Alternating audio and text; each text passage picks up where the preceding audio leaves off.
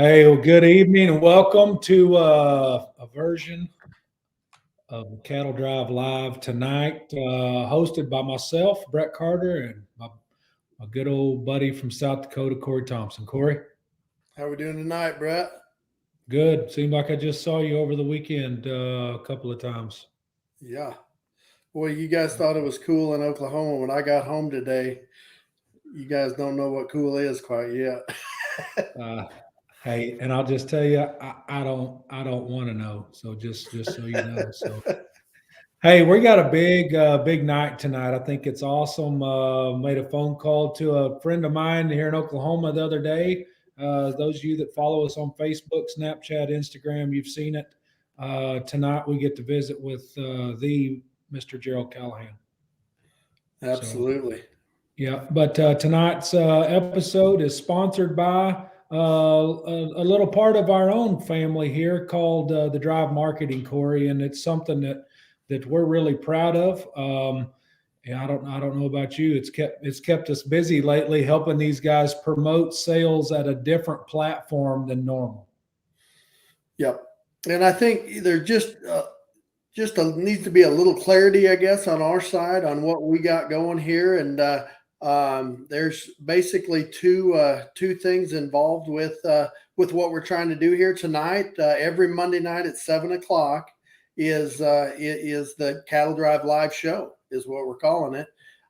Throughout the week, we will drop videos, marketing videos to help people promote their sales and/or products, and we label those videos Drive Marketing videos.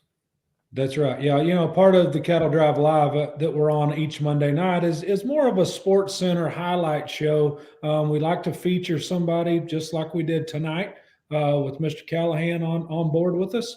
But still, we like to talk about current events. We like to give people updated sale reports, and it's funny. But the current market report with Donnie Ray each week.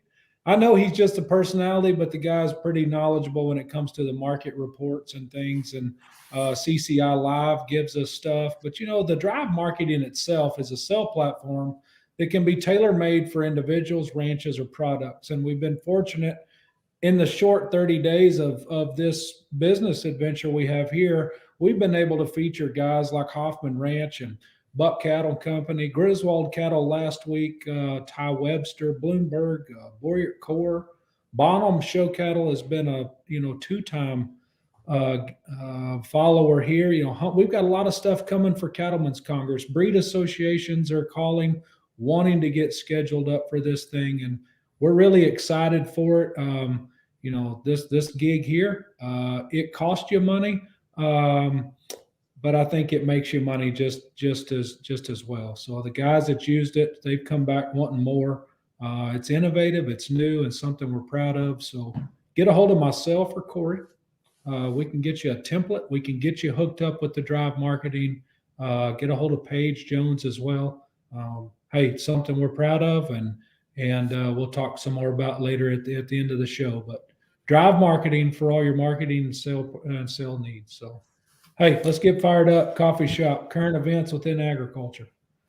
What you Hey, it got? was the busy week. We seen each other down there in Stillwater this weekend. Had a bunch of good cattle sell down there. The Griswold crew there, they actually did 3 Drive Marketing videos with us on different segments of that sale. Boy, John and Jeannie Griswold and their crew down there just absolutely blew the roof off it. 771 total lots, average 63.45 to gross $4,765,120. 53 open heifer calves, average $30,333. 408 bred heifers, average 61.27. On 107 cows, average 79.06. 300 embryo lots and semen lots grossed 662,170. Congratulations to the Griswold family and crew. Just a first-class operation. Just such a fun sale to go to and attend. Then Oh, the it other was sale great. down there in Stillwater, Brett, you and I seen each other there. It was Old Buck Creek there, there in Yale, Oklahoma. 104 lots there averaged 10,571 to gross $1,099,400. 33 open heifers averaged 25,446. 50 breds averaged 3752. Had lot 13 heifer tops it out at 150,000 for half interest. 36A heifer brought 140,000 for half, and 12 and the lot 12 brought 130,000 for half interest. Great job there, Jeremy Clark. Who's the other guys? Garrett Cloud. Yeah, Garrett Garrett Cloud Cloud. runs Yep, that yep, thing. yep, yep. Gary Cloud's Mhm. actually the herdsman. Yep. Yep. Congratulations It to was that. a heck of a weekend, and then I mean, you go, we have an SC online sale report too. Another drive marketing crew that used us last week was the Bonham Show Cattle and Brian Martin Show Cattle crews. They used us. They sell 14 of them on SC last night. Average 16,500. They grossed $231,000 on 14 heifer calves. The high lot was a purebred main at 51,500. Lot one purebred Angus, she brings 41,500. And so, big weekend in Stillwater. Big weekend for purebred livestock. Just incredible. I mean, I was pumped, and so had a lot of fun. Saw a lot of people. I mean, how many times were me and you out jacking around through the cattle and somebody come up and say, "Hey, enjoy watching you guys on here." Yeah, It's a little humbling, I mean, yeah. didn't really know what to tell them. Just They enjoy dang it while it sure. lasts. I don't know. There's at least 3 or 4 people watching because you dang Yeah, sure exactly. Yeah. had some people comment about it, and that's cool. That's what we want to hear. Hey, I don't know who that little boy was. There was a little boy. He told me 2 or 3 times, and I thought, shoot, for $5, if he'd just come talk to me every time I had a crowd around, it really looked good. But Yeah, he was really wanting me to know that he enjoyed watching us. So, that's hey, awesome. what about a market report? We just give some marketing on the livestock side. Where's our old buddy Donnie Ray? Has he ever made it back in from Vegas? Hey, Brett, what's up, Corey? What's going on, Donnie? Hey, Brett, I got to apologize to you. We're working late nights right now. Juanita's got that septic tank cleaning out business, and we're trying to get enough money together to go to Cattle Congress with the Scottish Highlanders, and so we're working late right now. So I'm in the truck. You're working. You're in the truck. I'm in the truck. I got to go clean one more septic tank, and it's going to be a good day, baby. It is going to be a good day. Hey, tell me something. How's the year starting to close out in terms of grain? Oh, well, today we had March corn up 2 at 5.91 1/4. March beans up 2 at 12.92 1/2. KC March wheat up 6 at 8.14. January bean meal down 1, 386.10. March oats was down 40 at 662 1/4.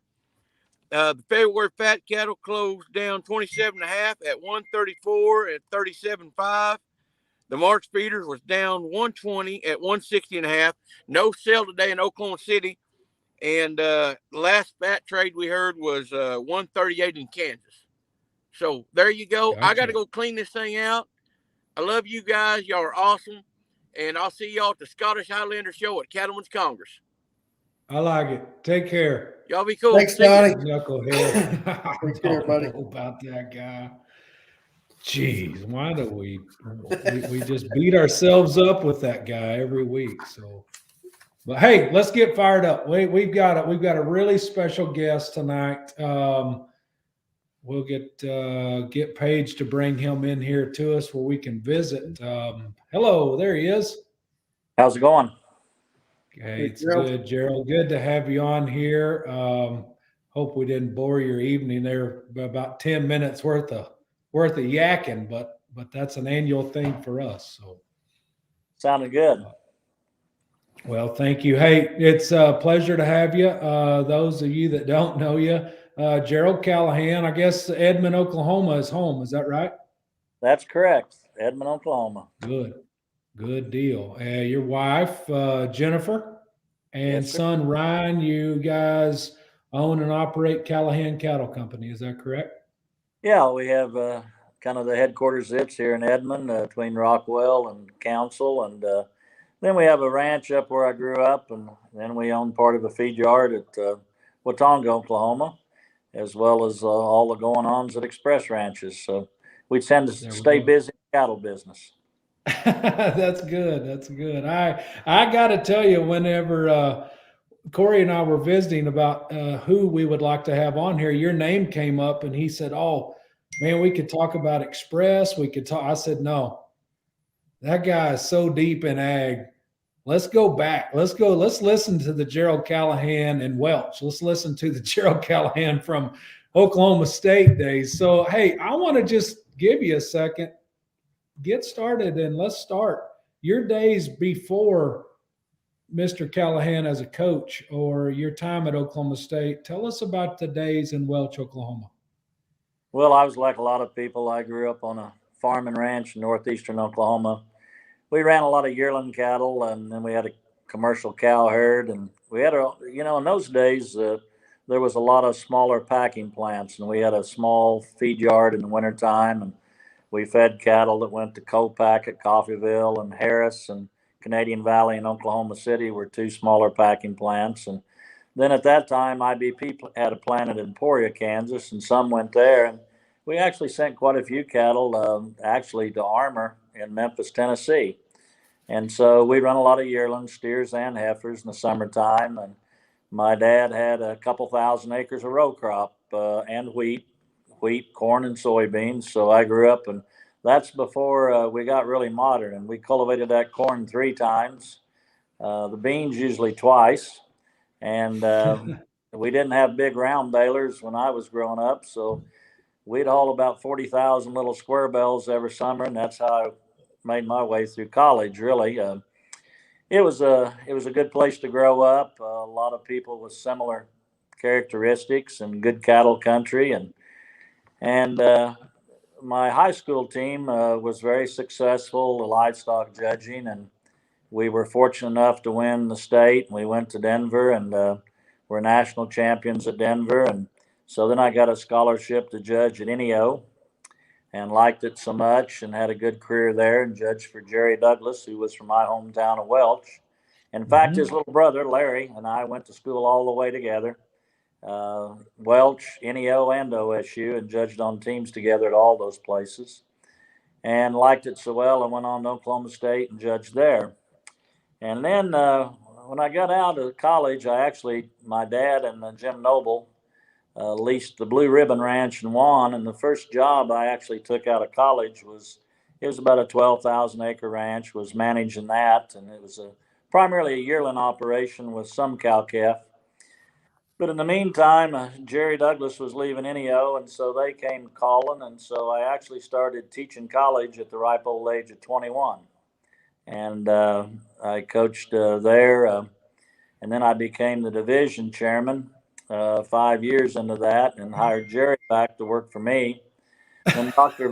Bob Tadashek was the department head at OSU, and he tried to hire me back a year or so before I came, and finally I priced my horse and they agreed to it. And so I went back to OSU after 6 years at NEO and was there 10 years at Oklahoma State coaching the judging teams and in charge of the purebred beef unit and taught purebred beef production and became a tenured assistant professor and really enjoyed my time there. I loved coaching judging teams. I loved the kids and the competition of it. I loved getting to go to the different operations and seeing how things were done and looking at good livestock. And of course, along with that goes a lot of show judging. And at one time there, I was judging well over 100 shows a year. You do get a little tired of the travel. And but I really loved it. And it was really hard for me to leave. But I went from there and became the executive vice president of the Oklahoma Cattlemen's Association before I. Okay, so that right there, what Well, we have really mounted a horse here and got all the way to Oklahoma State with you and through Oklahoma State. But in that Oklahoma State transition, the amount of lives that you influenced as a coach at Oklahoma State that are top shelf. Hey, look at this. And we're talking about top shelf producers today that you had influence over teaching them as a judging coach. What vision did you see that says, "Hey, my time here is done, and I'm going to the OCA"? You've had three big transitions, I would think, and just me following along with Gerald Callahan. What did you see in that transition that says, "Hey, my time is done here. I need to go here"? I really didn't feel like my time was really done. The last three teams I coached, 89, 90, and then part of the 91 team, all won the national championship. And I really thought I was, how do I want to say this? I'd figured it out. But I also believed that coaching judging teams was a young person's game. And those long van rides and those the horseplay among the team wasn't quite as funny after 16 years as it was at the beginning. And I had two or three people that were very influential to me. Dr. Tadashek, one of my heroes in life, that was the department head. He really encouraged me to look at the OCA. Guy Scholl, the longtime head of the Hereford Association in Oklahoma, was very influential in my life and encouraged me to look at it. And they all saw a world of potential there. They saw it as a big challenge that needed to be done. But I always thought when I was coaching that you could coach, 15 or 20 years or until you got to be about 45 years old. And then you probably need to do something else because the camaraderie, the communication, connecting with the young people probably gets a little bit harder as you get older. And I think that's not true for everybody, but it was probably something that I thought about. And I've always, to this day, I miss coaching the judging teams because it was something I really, really, really enjoyed. I probably got, what I want to say, addicted to the report card because you go to 7 or 8 contests, national contests a year, and you get a report card on how well you and your team are doing. And then I had one of the neat things about livestock judging in senior college, those kids only have 1 year of eligibility. So they've got really an 80-day spring season and an 80-day fall season. And it's a very 80 to 90 days. It's a very intense 160 to 80 days. And I think if you're going to do it justice, you have to, it's not just a job, but it's kind of like a lot of things we do in this cattle business. It's a way of life. And I will say what I do today and the purebred business there's a lot of parallels between that and coaching and judging team. It's intense. You have calving season, breeding season, sale season. You get a report card at sales and your shows. And so I draw a lot of comparisons between the two. And yes, you were mentioning John Griswold's sale. John judged on the 1984 Oklahoma State team. He also worked on my purebred operation in Miami, Oklahoma, 2 summers. His little brother, Greg Griswold, was on the 1986 OSU team and also worked for me 1 long summer with Greg. No, I didn't mean that. But there's been a lot of them that have done extremely well it becomes a fraternity. You never quit paying attention to how well they do because there's quite a bond that gets formed in that 1 year of eligibility because you're going at it so hard. Right. Hey, so right before Corey's got some stuff for you here, but real quick, when I knew I had you on here, I'm not going to lie to you. I have needled some old college buddies of yours, some students, and just try and said, "Hey, I need to get a really good Callahan story." And there was the same answer. And it always said there are plenty of inappropriate ones. You will not get one out of me. So, but no, hey, everybody I called to ask something about you or to just make sure that I could ask you some interesting questions.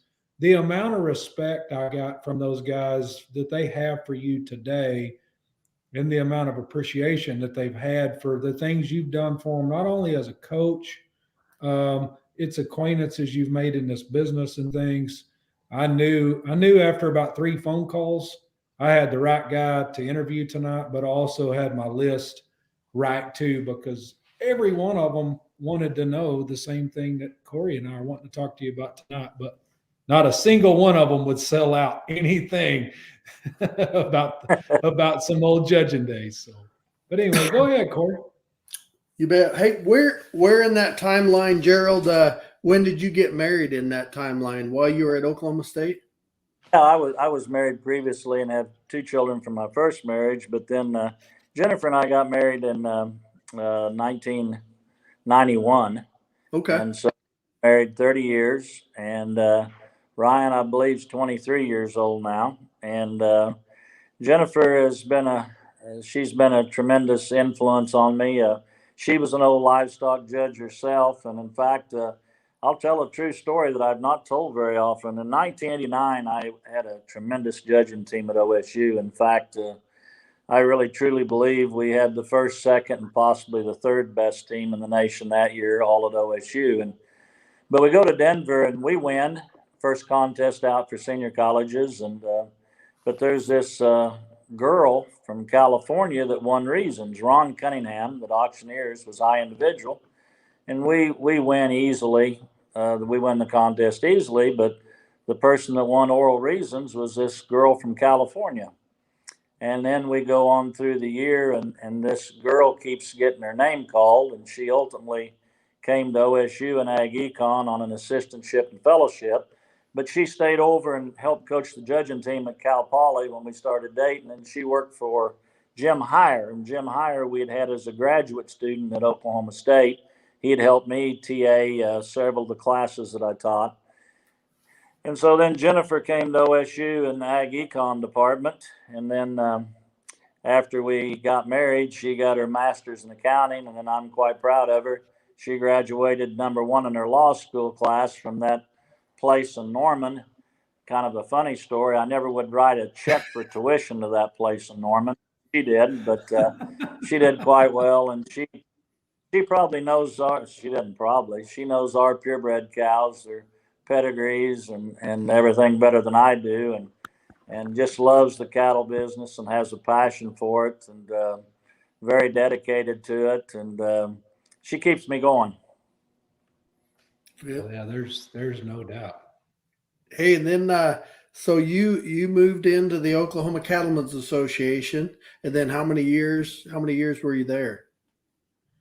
I was there a little over 5 years at the OCA, and we doubled the membership the period of time I was there. We had a great staff, and I did some things there that I think really helped them. We started with Chris. I hired Christy Collins at first on an internship, and then later on a full-time basis. A.J. Smith was the editor of the Cowman and was kind of an institution in Oklahoma, ringing sales and everything. And we brought Christy in, and we had to kind of bring A.J. along. She was one of the first ones to ever do camera-ready ads and to apply a lot of the technology that we have today, and she was very creative and innovative. I brought Jamie McAnally at the time, Longacre now, in to help do the lobbying, and she's probably considered by most to be the top lobbyist in the state of Oklahoma. She went from there to the Oklahoma Beef Council. So we started with a really small staff, but with a lot of people's help, and it always takes a lot of people believing in something. We started the Cattlemen's Leadership Deal. We started the Junior Cattlemen's. We started a lot of the shows and a lot of the things that the junior cattlemen in Oklahoma do now, and we built up the membership. We added a lot of county cattlemen's associations, and we had a lot of people that was really ready to do something, and we were very successful at the legislature. I really didn't liked the lobbying part of it very well, but we were at a time that we still had a lot of rural senators and representatives, and they were hungry to help rural Oklahoma. And we're very, very fortunate in Oklahoma that we have an environment that is still appreciative of agriculture and rural Oklahoma. Even though, we become 2/3 of the population is in metro Oklahoma City and Tulsa, but because rural people tend to be more active and vote twice as often as urban people, we still have a legislature that's very in tune with the desires, for the most part, of rural Oklahoma. And I think we're very, very fortunate. And it's one of the reasons why last year, I was approached, and one of the reasons why we were successful with the Cattlemen's Congress is that we have a political climate. We have a set of people that are more or less can do rather than can't do. And with the Secretary of Ag and with the governor's help, we got some funding. And we were able, in a very, very short period of time, when we found out that Denver and Fort Worth were both going to cancel, that we threw the Cattlemen's Congress together. And because of that spirit of the people wanting to do something, and also the political climate, we were able to pull that off. And that's something I really appreciate about where we live. Oh yeah, Boy, there's no there. I mean, it's undeniable what you guys did as a team there in Oklahoma, here in Oklahoma, for that to pull off arguably one of the best major shows ever, and did it in what, 90 days time or less than. About 60, really, and Okay. about 60 days, and what we did. I mean, there's been all this conjecture, and it's not been without a little bit of controversy, but we felt like, a group of us felt like, that for all of us that make our living in the purebred sector and in the cattle business, that it was imperative that we have a showcase, that we keep commerce going on, and that we had a venue whereby people could exhibit livestock, have cattle sales, and we thought that was something that was really, really important. And then when we started it, and I'm chairman of it, and we said, well, the rules are going to be this, is that we're going to try to have a cattle show for cattle people. And so we brought in the breeds and give a lot of responsibility to the different breed associations to do a lot of their own work. And, we're really proud of how that turned out. And when we were doing it, guys, we really thought it was going to most likely be a one and done deal. And as we got farther into it, we had so many people say, hey, this thing went so good. Golly, I love coming here. Man, it was very affordable to do this. Man, they treated us good here. The motels were cheap. Man, a lot of great places to eat. Would you guys do this again? So we didn't commit to that until well after the event. And then we approached some of the politicians and some of the decision makers and say, hey, there's a lot of people that want to come back. This was good for Oklahoma City. This was good for the state. What do you think?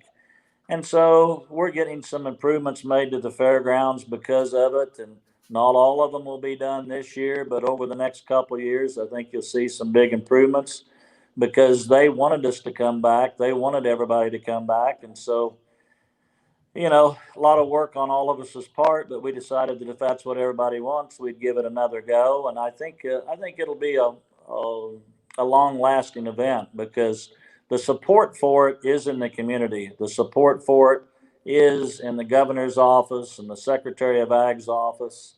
And I think the support for it is certainly strong among the participants and the purebred industry. And so I think this is something that will be pretty long lasting. Right. I would completely agree on the long lasting part and all of those points that you talked about, just in terms of how easy it was to get around there. Those are things that me and you both knew because this is home. But Corey is being from South Dakota.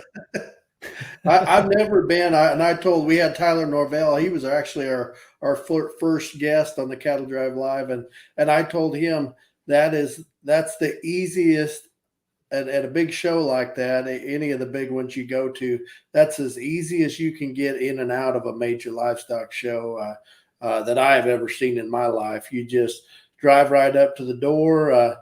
There's no long lines. There's no having to wait from 2 o'clock in the morning, or you don't have to go find a cart to haul your stuff in. It's just it was so pleasant. I thought from an exhibitor standpoint to get in and out.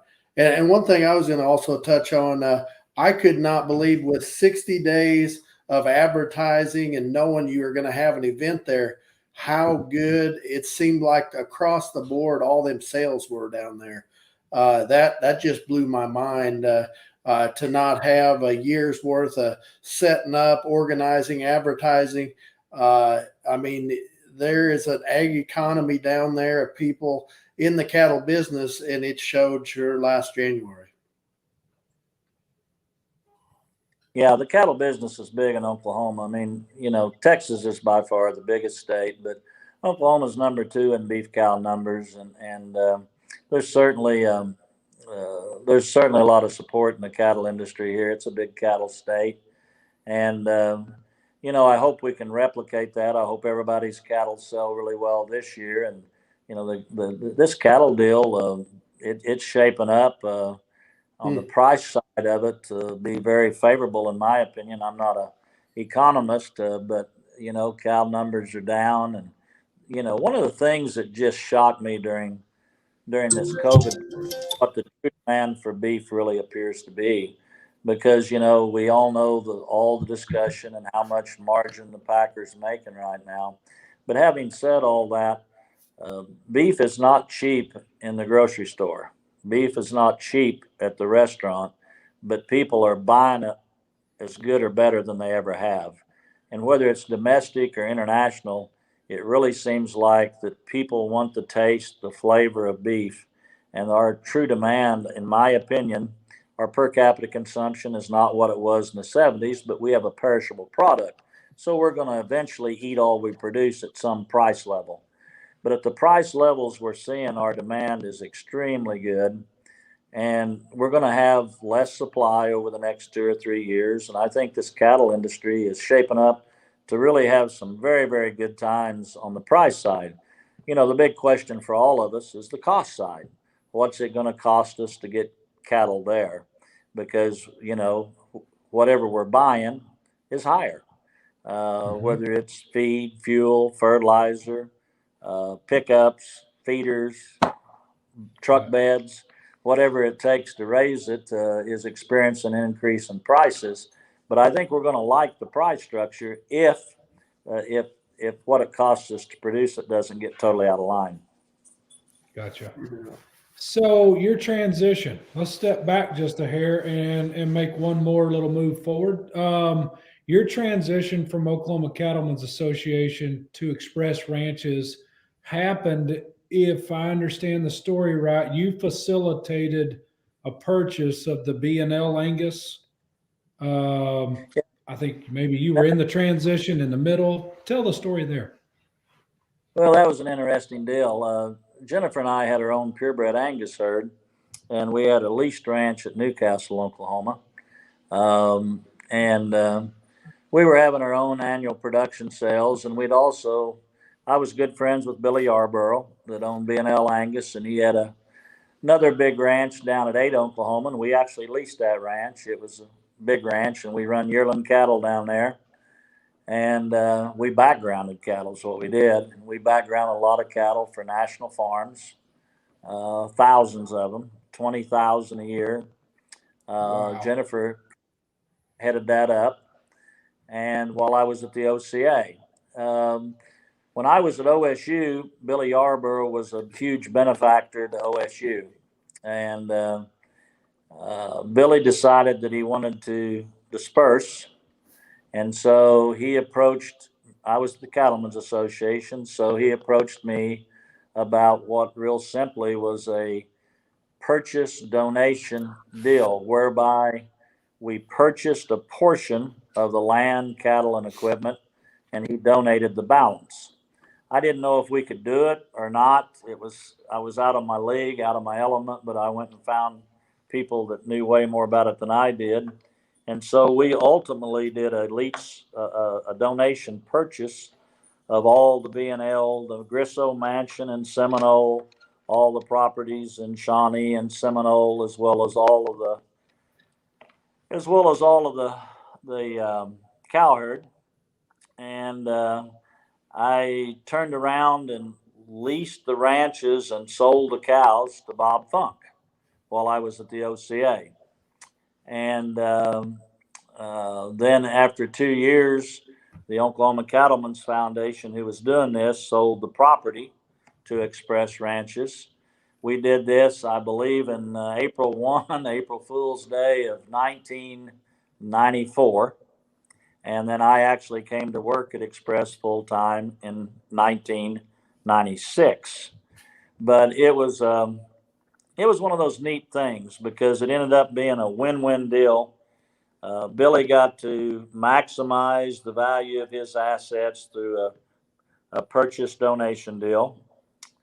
The Oklahoma Cattlemen's Foundation made a lot of money out of it, which has benefited the juniors and everybody in Oklahoma for the last, 27, 28 years.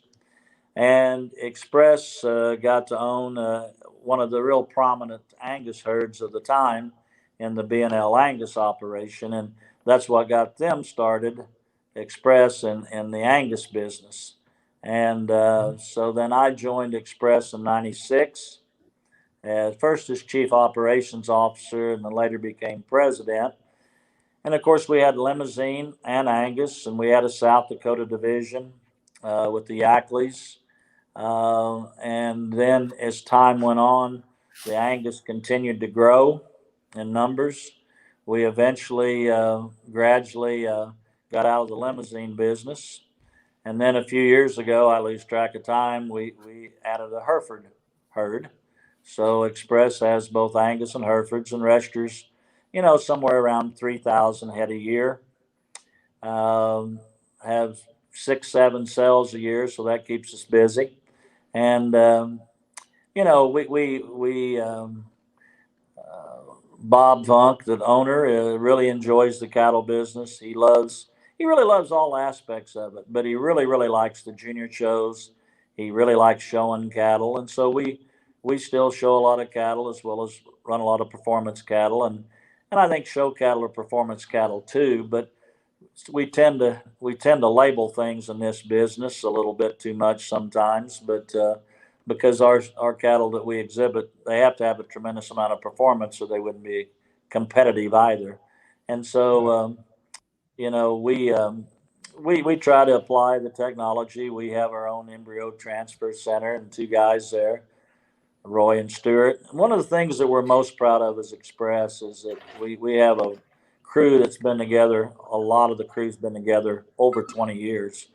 Kevin and Roy and Donnie, I think, have been there 29 years now. Brian Brewster, over 30. I've been there 26 or 27. And so Squires has been there over 20. Miles has been there over 20.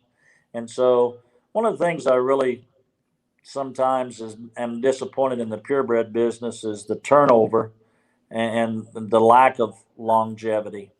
And we're really proud of the longevity and the continuity that we had. And the other thing that I really enjoy about the business is that it's kind of like coaching, judging teams in this respect. Every year you have a crop, just like every year you have a new set of judging kids.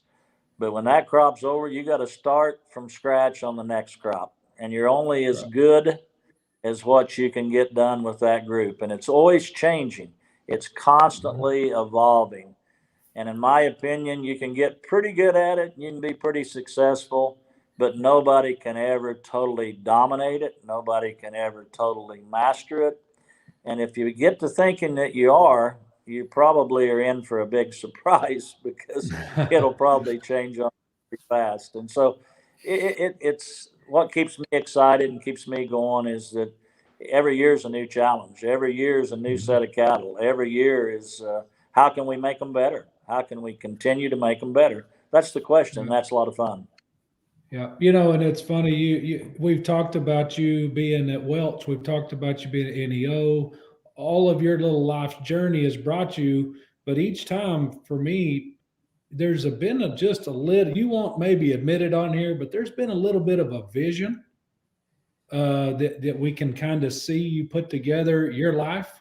But I also think that's what makes you successful at Express. You talked about this calf crop's over and we've got a new one coming. In reality, you actually have made the next generation before you get to see just how successful the current generation is. So I think that vision is something that's kept you relative, for I hate to use that word, but that's kept you in the driver's seat for so many years, whether it be a judging coach that could see vision and have success, or I've seen pictures of you judging the steer show at the National Western, in the 80s. And word on the street is you're fixing to judge the biggest on the biggest stage that gets when you get to judge the Angus cattle at the 2022 Cattlemen's Congress. So vision, I think, is something that, for me, it becomes to the forefront when you think of Gerald Callahan. And when I knew I was going to get you on here, Corey and I had to jump through a few hoops to bring you a video to get to see somebody else's take on Gerald Callahan and agriculture. And I think it plays right into that vision. And I think Paige could find it. We can play it here for you real quick. Kind of a surprise. Gerald Callahan has been a great contributor to the cattle industry over his lifetime. He was raised, of course, on a beef farm, but he also went to OSU and became their judging coach, of which they won many, many honors. From there, he went to the Cattlemen's Association, where he helped the cattlemen of Oklahoma to have a better opportunity in their industry as well. And then he came with the Express, and he's done a fabulous job of increasing our quality of cattle and contributing cattle all over the country that have helped improve their herds, because he believes in genetics, he believes in genomics, and he believes that if we will improve our herd, we'll help improve others. And others is what we're really interested in helping. So Gerald has been a tremendous cattleman to many, many different people and is respected by them as well. There you go. I didn't see it. Oh, you didn't see it? Gosh, No, the it rest didn't of the show up. world saw it. Who Oh was my it? gosh. Oh, it was Bob Funk. It was the man, Oh, it was Mr. Bob? Funk. We got about a 50-second video of Bob. Oh my gosh, I can't believe you didn't get to watch that. I didn't get to see Yes, it. it was just live. It was, Bob was he gave a little bit of your rundown, and he gave a little bit of your life synopsis just real quick. The thing that I thought he really drove home was the vision. I mean, he sees that your vision is what made Express Ranch as what it is today, was that you want to make the cattle business better. And the way you do that is you make the cattle as good as you possibly can at Express to have influence over the next generation. So, yeah, I hated to miss that. I hope he lied there on my behalf there a little bit, but Bob's been great. Yeah, he was all for. good. He's the guy that we all talk about people that talk about the glass half full and glass half empty, but he's always been a glass half full. And there's been times, that Corey's been there, you've been there, when things, whether it was genetic defects or the downward economy in 10 or 11, and you wonder, you really wonder if the people you're working with are going to hang tough and hang in there, and because it's not all pleasant. It's not all straight up. And Bob, he just always says, do the best you can. Do the best you can. And you really appreciate that, and it makes him really enjoyable to work with and for. and he loves the people in the cattle business. And the neat thing about this business is it's both. What other business are you in? If you're in the fast food business, McDonald's isn't worried about getting along with Wendy's. But this business is unique, and the purebred business is, because your biggest competitors are also your biggest potential customers. And so there's not very many industries that have that dynamic. Is is that while you're going out and you're trying to compete with them, you're trying to get customers, you're also wanting them for a customer, and they may end up being your best customer. And so it makes a really interesting a deal that doesn't happen in very many industries, which creates a lot of camaraderie, creates a lot of competition, but it creates a lot of relationships that last a lifetime too. Right. I've been to your big event sale, I think 3 times in my life, and boy, in terms of camaraderie and who's who in the Angus industry, that sale brings them to town. And boy, if you people that are listening, if you ever get a chance, that is a sale that you sure want to attend. It's something to see, isn't it? Yeah, and Bob has a great time. His responsibility is to pick out the entertainment. And I think I can announce that this next year we're having Clint Black. Oh, So wow. he's excited about Wow. that already. He announced that to me the other day. And Yep. we try to. One of the things that's important to Bob, he wants when people visit the ranch, he wants them whether they buy anything or not. He wants them to have an enjoyable experience, and he wants them to leave positive about the people, about the place, and hopefully about the livestock. But the first two, he wants them to leave. He wants them to leave pleased with the people and how they were treated, and that's very, very important to him and to us. And the cattle business is a pretty big industry, but in the total scheme of things, it's really not very big. And I used to give them the analysis or to the people that work for us that the Walmart at the end of the street has more potential customers on a Monday morning than we have in a year's time, and that's definitely true. And so, all of us in the business, you don't get you don't get an opportunity to interact with and impact all that many different potential customers, and so we try to do our best when we have that opportunity.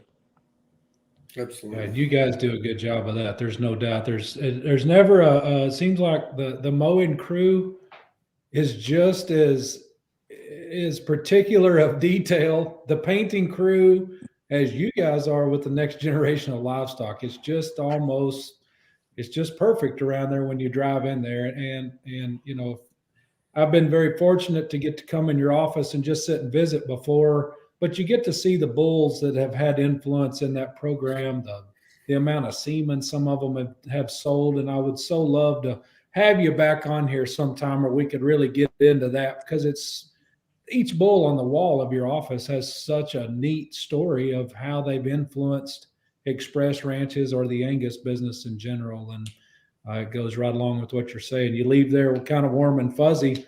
And I've seemed to leave there a couple of times with my checkbook being lighter, but Well, that's my but job. that's yes, sir. Yeah.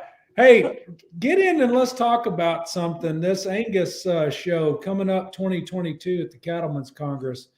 How excited were you to know that you get the chance to judge those things and put your neck out there on the line with, was it D Rob? Is that who's helping you?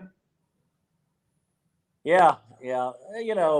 I've had the opportunity, and it's the honor and the opportunity to judge the Angus 2 previous times the National Western, and I was scheduled to judge them last year at the National Western. And so when it got moved, if you will, here to Oklahoma City, because I was chairman of the show, I talked to the Angus Association. I said, it's probably not something that I think is in everybody's best interest to do. And they were gracious enough to say, no, we'll give you a rain check on that, and then you can do it this year. And it's always an honor and a privilege to get to judge anybody's cattle, whether it's a small local show or whether it's a national show. And, probably when you get to judging a lot, sometimes, I don't know if you forget that, but you probably kind of shove it a little bit in the back of your mind. And one of the things that I always tried to emphasize to a lot of the guys that judge for me is that, when I was showing, whether I stood sixth or fifth was a pretty big deal because I didn't know what I was doing when I started showing. And every place that you stood higher was very, very important to you. And I think that you have to approach it like it is an honor and a privilege, but you also have to approach it that you are judging the cattle, not the people. And I think that, if a guy goes out there, whether I agree with him or disagree with him, if he's true to what he believes and he lines them up that way, I may not agree with him. I may not even like the results that well, but I certainly have to applaud and admire and feel like that he did a good job because he placed them like he liked them. And I think that's what, I'll try to do is to place them like I like them, to place them like I believe that they should be placed. And, it's always sometimes more challenging when you judge breeds that you're super familiar with, that everybody, most all the pedigrees or a lot of the pedigrees. It's always, you probably open yourself up to more criticism, more second guessing. But you just got to go out there and sort the cattle. You got to put the ones up you like and the ones you don't like quite as well in the middle and the ones that you care for the least at the bottom. If you do that all day long, most of your friends will stay your friends after a little while. But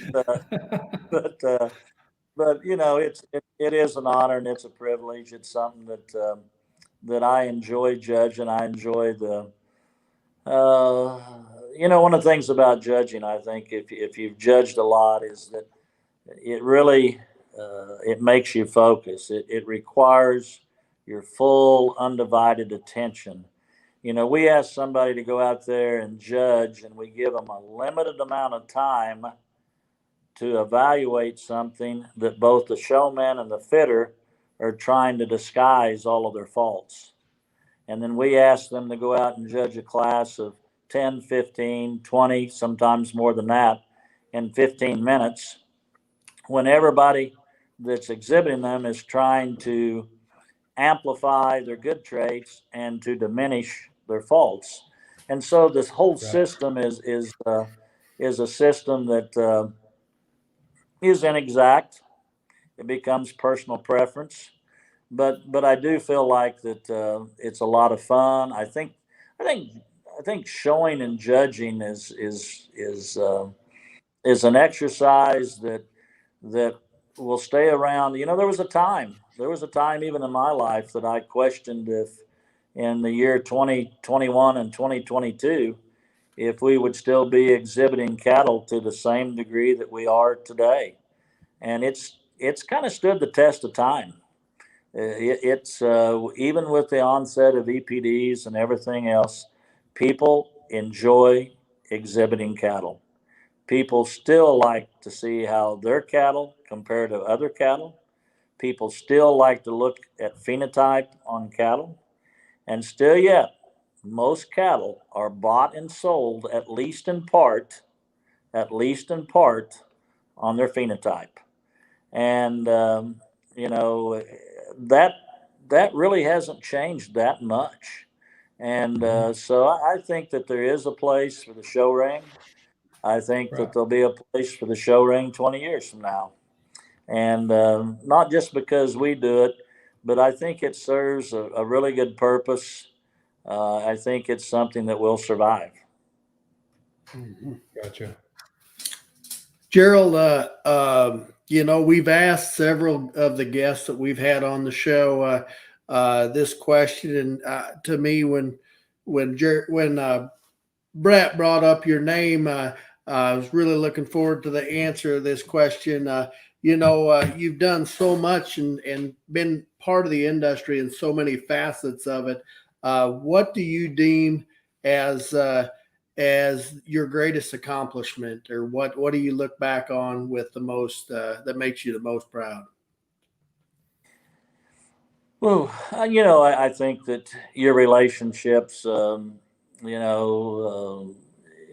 is about stages. I say this all the time to the people at the ranch, and life is about stages for all of us. I believe that, and I think that the thing that I'm probably most proud of is hopefully having a positive impact on the people that I coached, I taught, I've worked with, that we've had as customers, and through the cattle that we've produced, through the teams that you coach. I think trying to have a positive impact and make things better than you found them. If I lease a piece of property, Jennifer and I do, and we've leased several properties over the years, we want to leave that property more productive than what we found it. We want to leave the kid that we impacted with a heifer, we want to make him better or she better because they had a heifer from us and we tried to help them with it. If we sell a commercial man bulls, we want to make his cow herd better. And so I guess twofold. We want to make things better, and we want to cherish those relationships that we've developed and hopefully have a positive impact on those people we come in contact with. Wow. Yep, that's good stuff. Hey, I got to tell you, Gerald, our time here tonight, I think we could just go on and dig you for a little bit more information. And hopefully we can have you back on here in the spring as we get closer to bull season and visit a little bit about Express's impact there.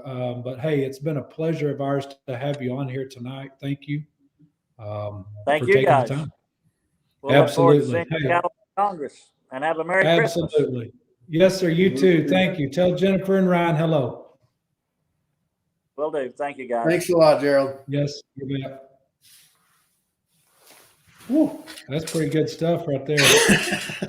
That was awesome. I got to tell you, I'm serious. I mean, I could have just continually dug on him for information, but hey, we're going to get rolling. We've been 57 minutes, but it's warranted. I see our numbers as sustained, and so hopefully we can hold on for a second longer. Let's go to section 6, Cattlemen for Christ. And tonight I want to take you Luke chapter 2, the first 14 verses of Luke chapter 2, and that's the birth of Jesus.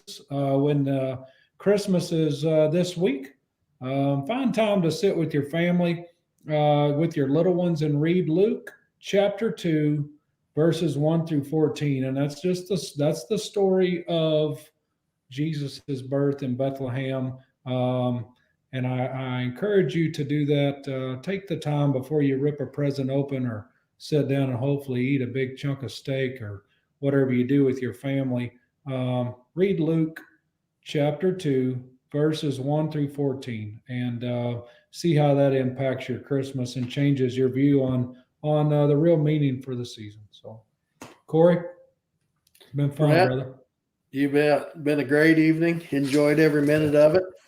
Yeah. Next week will be quick. I think we're going to shoot something real fast for next week, with just being in preparation for Cattle Congress. But we do have some pretty cool news about the first of the year, don't we? You bet. Yep. We're going to do some big stuff at Congress. Looking forward to it.